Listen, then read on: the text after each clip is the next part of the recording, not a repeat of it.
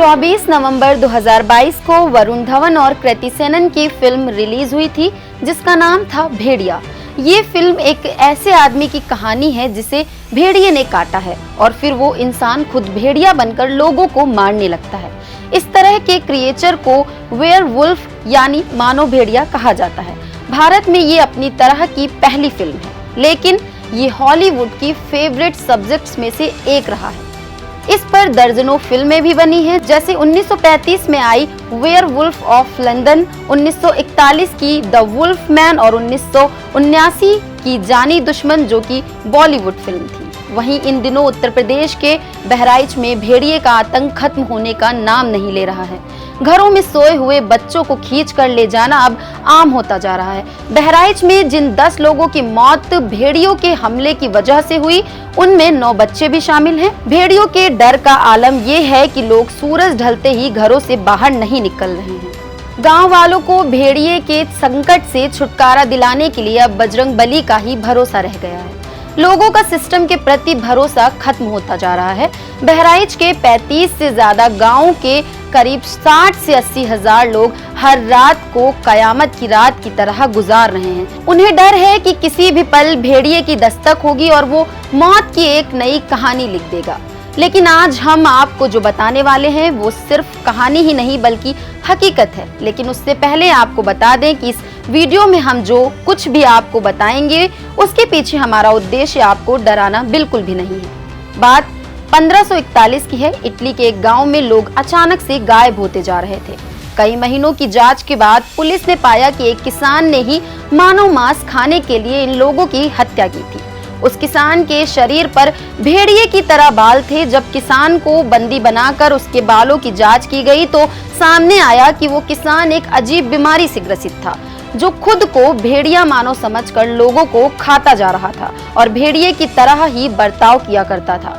Scientific तौर पर यह बात साबित नहीं हो पाई, जिसके बाद उस आदमी को मौत की सजा मिली। गांव के इन लोगों की जो हत्या कर रहा था वो था मानव भेड़िया, जिसे वेयरवुल्फ भी कहा जाता है। वेयरवुल्फ या मानव भेड़िया एक मिथक क्रिएचर है। पुरानी कहानियों में मानव भेड़िए का जिक्र मिलता है। पौराणिक कहानियों और इतिहासकारों के अनुसार ऐसा किसी भेड़िए के काटने पर होता है। मानव भेड़िए को लेकर दुनिया भर में कई तरह की मान्यता है। इतिहास की बात की जाए तो पोलैंड और बेलारूस में कभी नेउरी जनजाति थी। 5वीं शताब्दी के सबसे पुराने इतिहासकारों में से एक हेरोडोटस ने इसका जिक्र किया था। माना जाता है इस जनजाति के लोग साल में एक बार भेड़िया बनकर उसकी तरह शिकार करते हैं। 18वीं शताब्दी के स्वीडिश इतिहासकार ओलोफ वॉन डॉलिन ने भी एक लेख में नेउरी जाति के लोगों का जिक्र किया था। ओलोफ के अनुसार ये ग्रीक, सीथियन और लेवेंटाइन जाति का मिश्रण थे, जो 400 ईसा पूर्व स्वीडिश द्वीपों में बसा करते थे। मॉडर्न रिसर्च ने वेयरवुल्फ और उसके व्यवहार पर कई रिसर्च की। 1963 लंदन के गॉयज हॉस्पिटल के डॉक्टर ली इलिस ने on porphyria and the aetiology of werewolf नाम का एक डॉक्यूमेंट तैयार किया। इस डॉक्यूमेंट में उन्होंने दावा किया कि जिन लोगों को इतिहास में वेयरवुल्फ कहा जा रहा है, असल में वो पोर्फिरिया नाम की एक बीमारी से ग्रसित हैं, जिनमें धूप से परेशानी, लाल दांत, साइकोटिक बिहेवियर जैसे लक्षण दिखते हैं। डॉक्यूमेंट सामने आते ही दूसरे डॉक्टर वुडवर्ड ने इसे दावे के खिलाफ अपना बयान दिया और बताया कि माइथोलॉजी के अनुसार वेयरवुल्फ भेड़िया ही होते हैं जो इंसानी शरीर में आते हैं। इसका पोर्फिरिया मेडिकल कंडीशन से लेना देना नहीं है। कुछ रिसर्चर ने वेयरवुल्फ की बजाय इन लोगों के हाइपरट्रिचोसिस बीमारी से पीड़ित होने की संभावना की तरफ इशारा किया। हाइपरट्रिचोसिस एक जेनेटिक बीमारी है जिसमें हेयर ग्रोथ काफी ज्यादा या कहें तो जानवरों की तरह होती है। हालांकि वुडवर्ड ने ये कहते हुए इस दावे को खारिज किया कि मध्यकालीन यूरोप में वेयरवुल्फ के मामले बहुत ज्यादा हैं।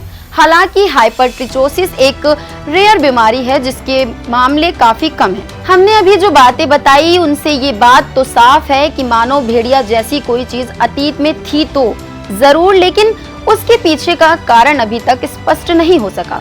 फिलहाल आप इस पर क्या सोचते हैं हमें कमेंट बॉक्स में जरूर बताएं। अगर वीडियो पसंद आया तो इसे लाइक और शेयर करें और चैनल को सब्सक्राइब करें। धन्यवाद।